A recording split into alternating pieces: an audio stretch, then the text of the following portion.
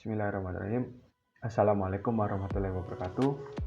Kami dari kelompok 3 akan mempresentasikan mengenai perbedaan kata, istilah, dan diksi dalam sebuah kalimat.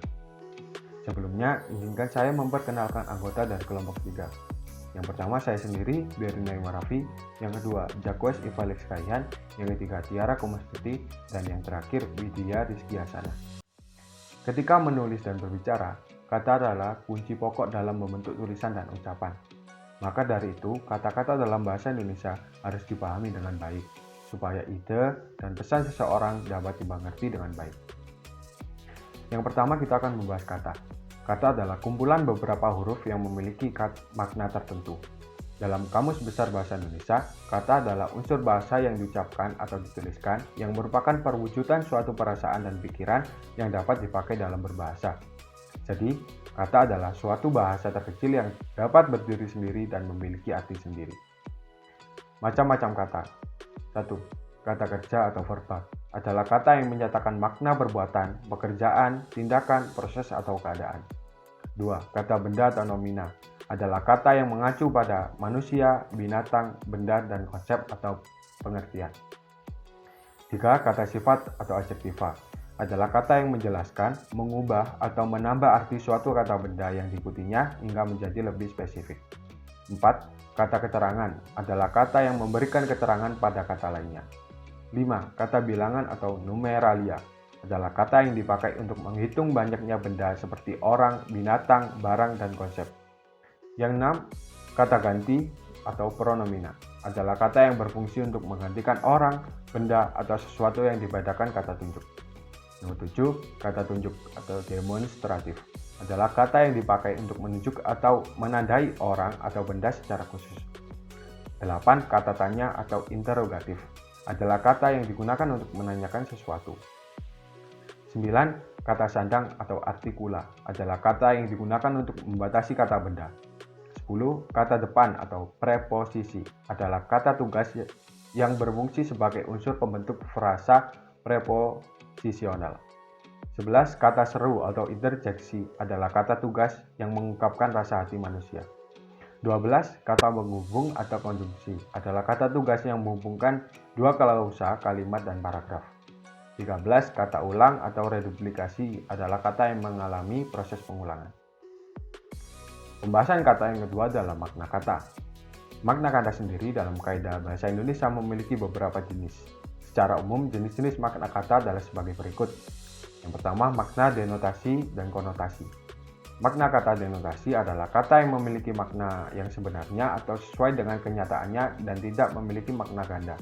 Sedangkan makna konotasi adalah kata yang memiliki makna tidak secara langsung atau lebih pada kiasan. Yang kedua, makna leksial dan makna gramatikal. Makna leksial atau makna kampus adalah makna kata secara lepas tanpa terkait dengan kata lainnya dalam sebuah struktur bahasa. Sedangkan makna gramatikal adalah makna baru yang timbul pada suatu kata karena proses pembentukan kata. Yang ketiga, makna lugas dan makna kiasan. Makna lugas adalah makna yang acuannya cocok dengan makna kata yang bersangkutan. Di samping makna lugas, banyak kata yang di dalam pemakaian yang memunculkan makna kiasan. Dan yang terakhir, makna kontekstual. Makna kontekstual adalah makna yang ditentukan oleh konteks pemakainya. Pembahasan kata yang terakhir adalah perubahan makna kata. Dalam memilih kata, kita harus waspada karena makna kata itu kerap sekali berbeda. Perubahan ini dapat meluas atau menyempit, atau kadang-kadang berubah sama sekali. Adapun faktor penyebab perubahan makna kata adalah sebagai berikut. Yang pertama, faktor kebahasaan, yang terdiri dari perubahan intonasi, perubahan struktur frasa, dan perubahan bentuk kata. Yang kedua, faktor kesejarahan. Misalnya, kata perempuan pada zaman penjajahan Jepang digunakan untuk menyebut perempuan penghibur. Sekarang orang menggantinya dengan kata wanita. Kini setelah orang melupakan peristiwa tersebut, kata perempuan kembali digunakan dengan pertimbangan kata tersebut lebih mulia daripada kata wanita. Yang ketiga adalah faktor kesosialan. Sebelum tahun 1945, kata gerombolan berarti kumpulan orang yang biasa digunakan. Kemudian, kata ini tidak lagi digunakan karena berkonotasi negatif dengan pemberontak atau kumpulan orang yang suka berbuat onar. Faktor yang keempat adalah kejiwaan. Perubahan makna karena faktor kejiwaan ditimbulkan oleh pertimbangan rasa takut atau kesopanan. Faktor yang kelima adalah bahasa asing. Perubahan makna karena faktor bahasa asing. Misalnya, tempat untuk orang terhormat diganti dengan VIP, jalur khusus bus diganti dengan busway. Di sini saya akan menjelaskan tentang materi diksi.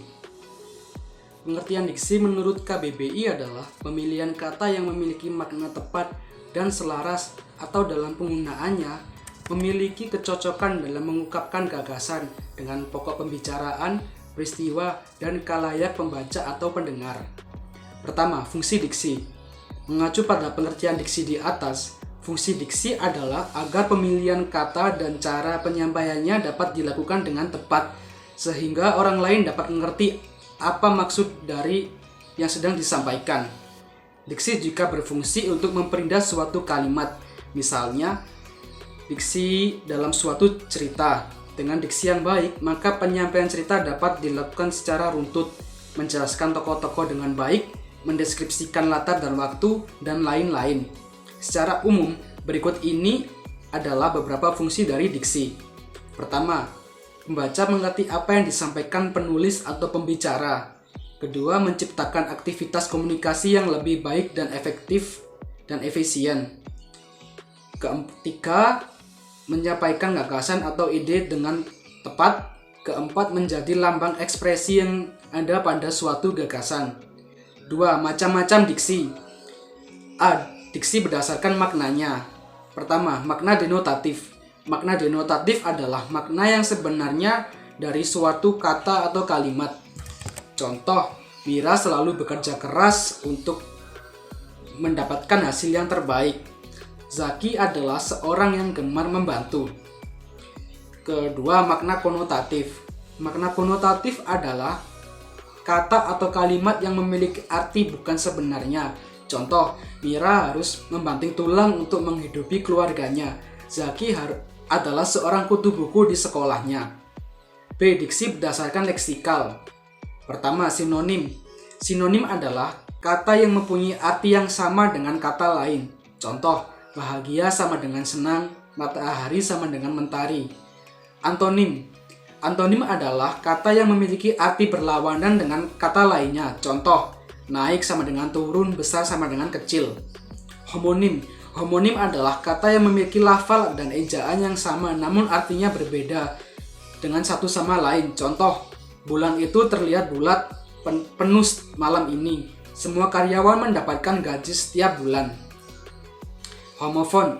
Homofon adalah kata yang memiliki ejaan dan makna yang berbeda namun pelafalannya sama. Contoh, Mira menabung uang di bank secara rutin.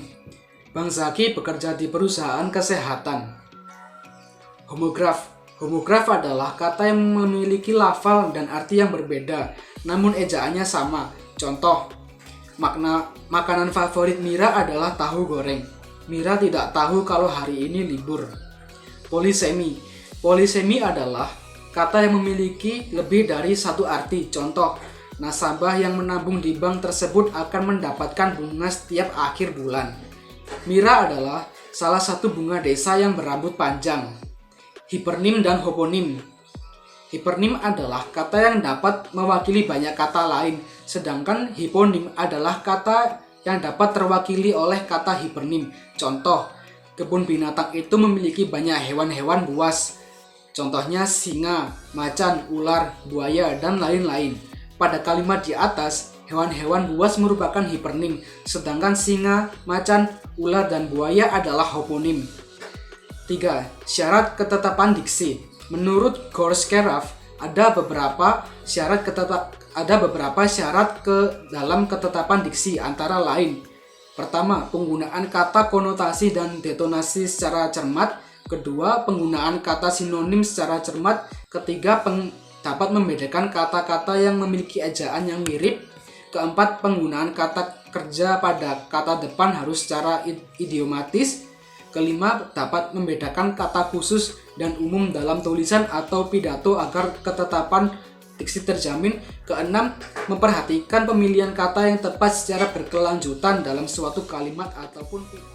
Istilah adalah kata atau frasa yang dipakai sebagai nama atau lambang dan dengan cermat mengungkapkan makna, proses, keadaan, atau sifat yang khas dalam bidang ilmu pengetahuan, teknologi, dan seni. Dalam tiap bidang keilmuan memiliki istilah-istilah khusus tersendiri, seperti dalam bidang biologi, matematika, pertanian, kehidupan, kemasyarakatan, dan lain-lain. Selanjutnya adalah macam-macam istilah. Yang pertama adalah istilah khusus. Istilah khusus adalah kata-kata yang penggunaannya terbatas pada bidang tertentu. Jenis istilah ini tidak diketahui oleh semua orang. Contoh istilah khusus yaitu rekonsiliasi, paradigma, appendektomi, dipatrit, dan kortonis. Yang kedua adalah istilah umum. Istilah umum adalah kata yang telah menjadi bahasa umum atau telah digunakan dan dipahami oleh orang-orang mengenai artinya. Istilah umum dapat digunakan oleh siapa saja karena tidak diperlukan pengetahuan khusus untuk menafsirkannya. Jenis istilah ini juga dapat digunakan pada semua bidang. Contoh istilah umum yaitu budaya, skill, forum, prioritas, implementasi, dan lain-lain. Di sini saya akan menjelaskan tentang kata dan struktur kalimat. Kalimat adalah satuan bahasa berupa kata atau rangkaian kata yang dapat berdiri sendiri dan menyatakan makna yang lengkap. Komposisi struktur kalimat yang benar adalah yang memuat sekurang-kurangnya yaitu subjek dan predikat.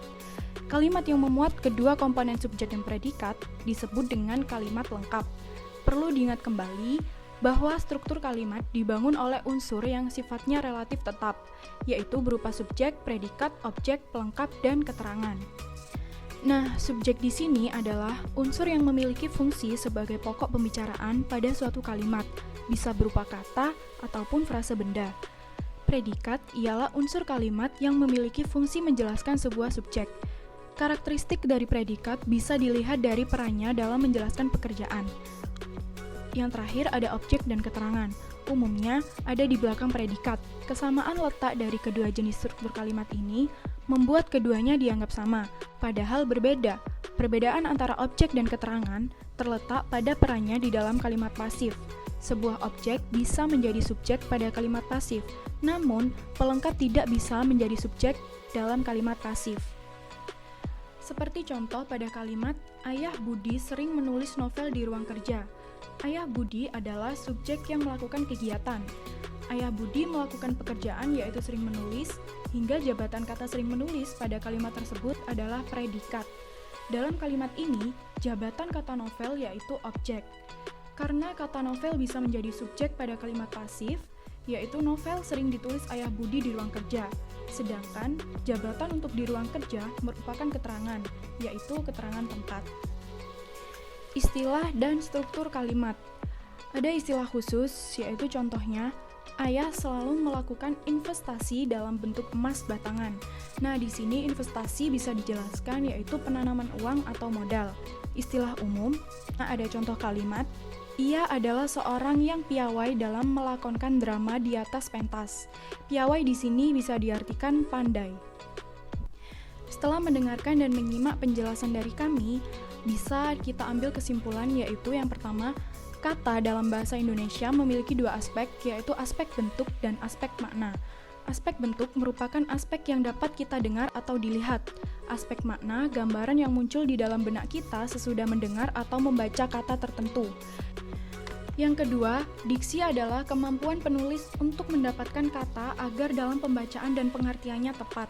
Dan yang terakhir, istilah adalah kata atau frasa yang dipakai sebagai nama atau lambang dengan cermat mengungkapkan makna, proses, keadaan, atau sifat yang khas dalam bidang ilmu pengetahuan, teknologi, dan seni. Demikian akhir dari presentasi kami. Terima kasih atas perhatiannya. Kurang lebihnya kami mohon maaf. Semoga presentasi ini dapat bermanfaat bagi kita semua. Wassalamualaikum warahmatullahi wabarakatuh.